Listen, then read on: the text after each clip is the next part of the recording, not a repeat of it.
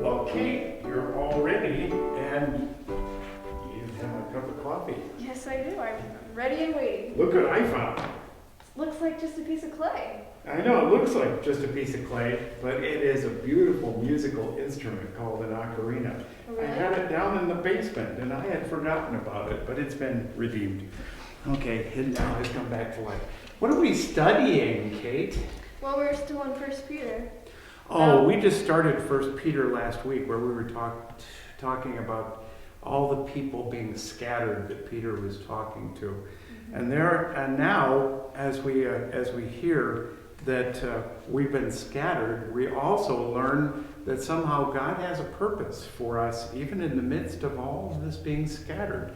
My verse, let's see, I'm at verse 13 of First Peter 1, and my translation is the New International. It says, "Therefore, prepare your hearts and your minds for action." Sounds like God has something in mind for us. Yes, What does it yours does. have? Well, mine's from the Message, and it says, "So roll up your sleeves, put your mind in gear, be totally ready to receive the gift that's coming when Jesus arrives. Don't lazily slip back into these old groove of evil, doing just what you feel like doing."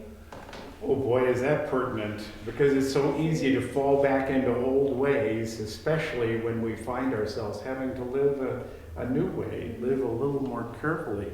And this says, in fact, "But just as he who called you is holy or special, so you're called to be holy." Is that what yours has? I'm about verse 15 here. It says, "You didn't know any better than you do now. As obedient children, let yourselves be pulled into a way of life shaped by God's life, a life energetic and blazing with holiness. God said, 'I am holy, you be holy.'"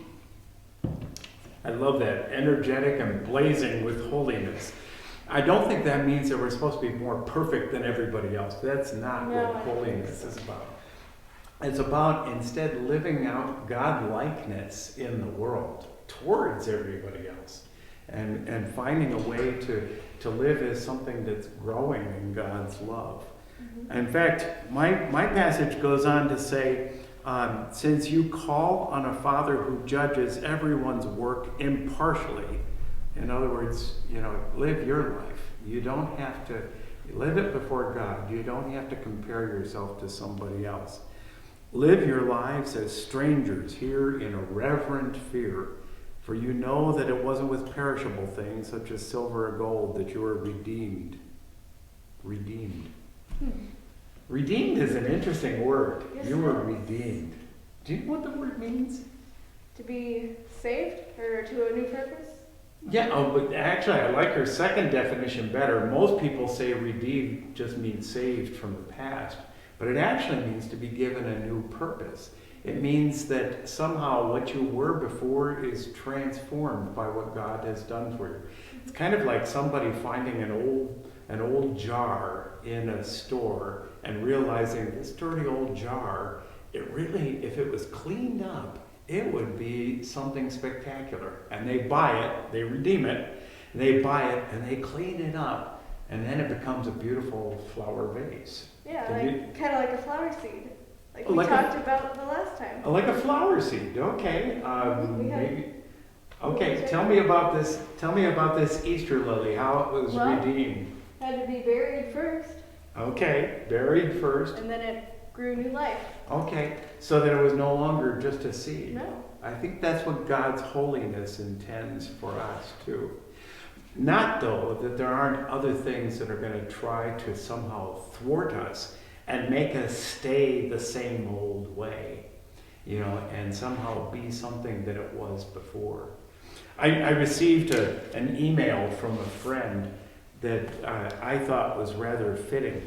It actually is a writing by C.S. Lewis. Now, he was a famous agnostic, not a Christian, and an intellectual, but he changed. He was redeemed right during World War II, a long time ago in England. He was converted to the faith, and then he became one of its great defenders. But right in the middle of World War II, he wrote some things that I think are very pertinent for today. He wrote an imaginary conversation between the devil and God. And in the midst of this war, the devil is saying to God, I will cause anxiety, fear, panic. I'm going to shut down business, schools, and places of worship and sports events. I'm going to cause economic turmoil. But God responded back, according to C.S. Lewis, I will bring together neighbors, restore the family unit. I will bring dinner back to the kitchen table.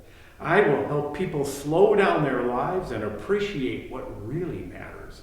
I will teach my children to rely on me and not on the world. I will teach my children to trust me and not their money and material resources. That was written in 1942. Well, it sure fits now. It fits today, doesn't it? Mm-hmm. But notice how God redeemed the situation in that. You know, he took a situation that was evil and brought it to where it has new purpose. I wonder if maybe one of the questions that we could ask in the neighborhood with 1 Peter is, how has your life been redeemed? Not just with Jesus as he saves you, but how has this situation offered an opportunity for redemption? What are some of the new things that you've seen God calling in holiness out of you? It's a good question. It's a hard one, isn't Mm-hmm. it? Because I don't think we often see our value in ourselves. No, I don't think we do. Well, just like you thought this was just a piece of clay. It's actually an instrument. It Really? doesn't look like one, but it's a musical instrument called an ocarina, meaning an octave. It plays 8 notes. You know, it was made in Peru out of clay, but that clay was redeemed to where it was able to sing a tune.